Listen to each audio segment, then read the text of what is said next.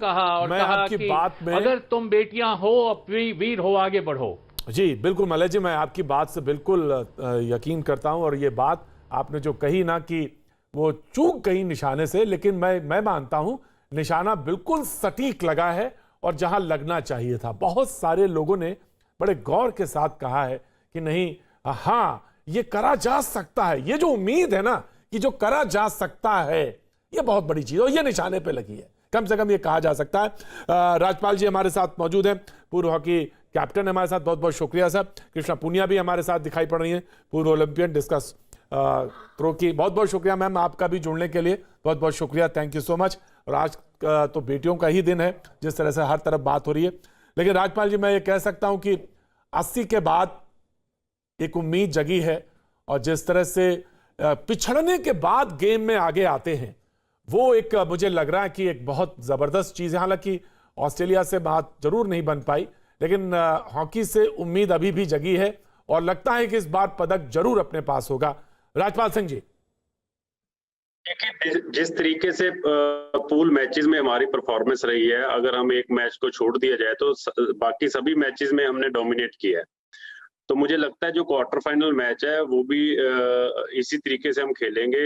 बेशक इंग्लैंड के साथ मैच है।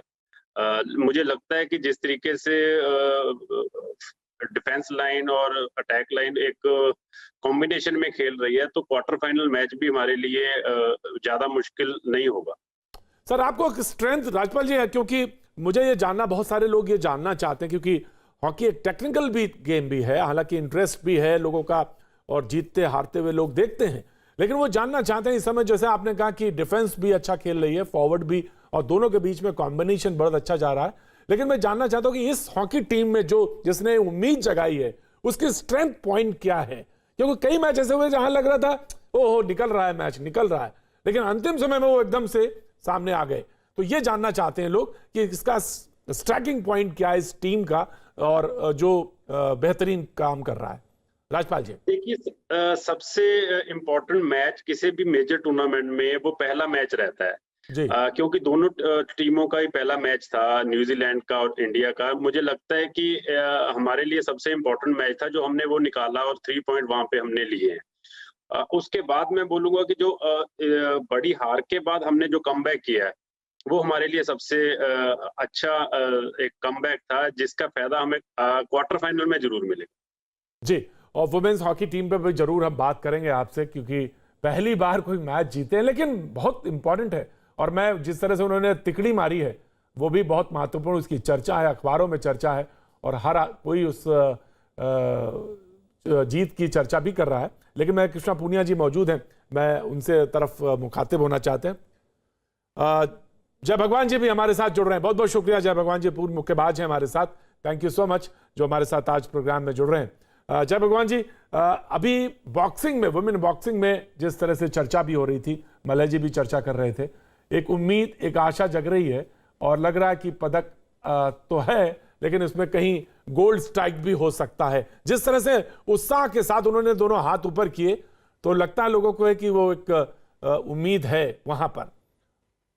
देखिए बॉक्सिंग के अंदर है जो हमें पूरी पूरी उम्मीदें हैं कि अब की बारी हम जो है मेडल का कलर बदल पाएंगे, जो कि हम देखते आ रहे हैं कि जो हमारा यूथ है, लवलीना बिल्कुल ही यंग लड़की है और उसने इतना अच्छा परफॉर्म दिया है, जो हिंदुस्तान के जितने भी दर्शक थे देखने वाले हैं सबका दिल जीत लिया है। और अगली बाउट के लिए सेमीफाइनल में जो एंट्री की है वो एक धमाकेदार एंट्री की है। तो सारी उम्मीदें अमित पंघाल और मैरी कॉम और विकास कृष्ण से थी। उन उम्मीदों पर मैरी कॉम के निराश होने के बाद जो आशाएं आई हैं वो लवलीना पे आई हैं, और लवलीना ने जो पंच दिखाए हैं उनसे बहुत सारी उम्मीदें जागी हैं और इस बार हमें लग रहा है कि पक्का 100% हम मेडल का कलर बदल पाएंगे। जी बिल्कुल, वो जो खास बातें कही जा रही हूं मैं उन पर भी आऊंगा, उनकी कहानियों पर जरूर आऊंगा। मलय नीरज जी भी उस पर रोशनी डालेंगे, क्योंकि बहुत सारी जब कहानियां होती हैं कहने के लिए, यकीन मानिए जिंदगी तभी से बदलना और उससे प्रेरणा लेना शुरू करते हैं। और तमाम सारी कहानियां आजकल अखबारों में और टेलीविजन पे चर्चा है, जहां तक मुक्केबाजों का सवाल है। मैं वहां तक आऊं, लेकिन इससे पहले मैं कृष्णा पूनिया जी के पास फिर से एक बार रुक करना चाहूंगा। बड़ा एथलेटिक्स में बड़ा नाम हो रहा है कि इस बार मेडल आ ही जाएगा, जिस तरह से मलय जी ने कहा है। और उसने कहा कि उन्होंने बचा के रखा है अपना 64 फेंका है, लेकिन वो बचा के रखा है कि वो आगे उस चीज को अंतिम जब वो 8 में है तो उसके बाद जब वो प्रयोग करें तो उसमें वो कोई पदक के आसपास पहुंच जाए। आप क्या कहती हैं कमलप्रीत के बारे में? कृष्णा जी। प्रतीक जी, सबसे पहले मैं कमलप्रीत को शुभकामनाएं देती हूँ। उनका ये अभी तक का सबसे बड़ा कंपटीशन है जिसमें वो पार्टिसिपेट करने के लिए गई हुई हैं। और 64 मीटर का जैसे क्वालिफाइंग मार्क था फाइनल के लिए, तो आज मुझे लगता नहीं कि उन्हें और ज्यादा जरूरत थी, बस आज इतना ही लगाने की जरूरत थी जो उन्होंने अपना परफॉर्म किया। अब उन्हें फाइनल में अपना बेस्ट देने की जरूरत है, और निश्चित तौर पे मैं समझ सकती हूँ कि वो अपना जो पर्सनल बेस्ट उन्होंने किया है 66.59 मीटर, जो पिछले दिनों मेरा ही नेशनल रिकॉर्ड इन्होंने ब्रेक किया था, अगर वो इतना थ्रो करती हैं तो मैं उम्मीद कर सकती हूँ कि एथलेटिक में ये पहला मेडल होगा। कृष्णा जी, आपका रिकॉर्ड, आप हर बड़ा खिलाड़ी ये चाहता है, जो बड़े दिल का होता है, कि उसका रिकॉर्ड टूटे, देश में पदक आए। मैं जानना चाहता हूं कि आज जिस तरह से बेटियों ने परफॉर्म किया, आज मेरे प्रोग्राम का मकसद भी यही है, पूरे प्रोग्राम को करने का, कि एक रोशनी जलाई है। एक जो मलय जी इसका कह रहे थे कि हो सकता निशाना चूक गया हो, मैं मलय जी की बात को और बड़ा कर देता हूं। मैंने यही कहा था कि निशाना चूका नहीं है, बिल्कुल सटीक लगा है।